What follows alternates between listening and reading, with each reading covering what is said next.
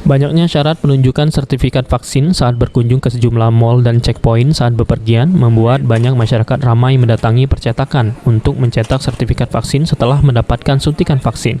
Ibrahim, salah satu pengelola percetakan dan rental komputer di Kota Pangkalan Balai, mengaku sejak beberapa pekan terakhir, ramai masyarakat minta dicetak sertifikat vaksinnya. Dalam satu harinya, menurut Ibrahim, terkadang dapat melayani percetakan sertifikat vaksin hingga 10 lembar, dan di percetakannya terdapat 2 jenis lembaran cetak yang digunakan. Banyak kebutuhan masyarakat untuk memerlukan sertifikat vaksin ini, banyak nggak yang ngeprint ke kita? Lumayan nggak? Kewajiban mereka kan untuk bisa keluar kota gitu kan. Ya. Jadi sudah mulai banyak yang ngeprint ini ya? Banyak kak. Jenis yang print apa?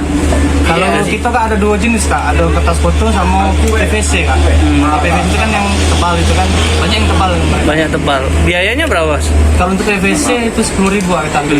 Kalau yang bagus itu ya? Yang bagus. Siapa nama lengkapnya Om? Ibrahim pak. Ibrahim. Dengan mengantongi sertifikat vaksin, masyarakat lebih yakin jika dibandingkan hanya terdapat di aplikasi Peduli Lindungi, lantaran di Kota Pangkalan Balai belum memberlakukan aplikasi Peduli Lindungi. Sulaiman, PAL TV.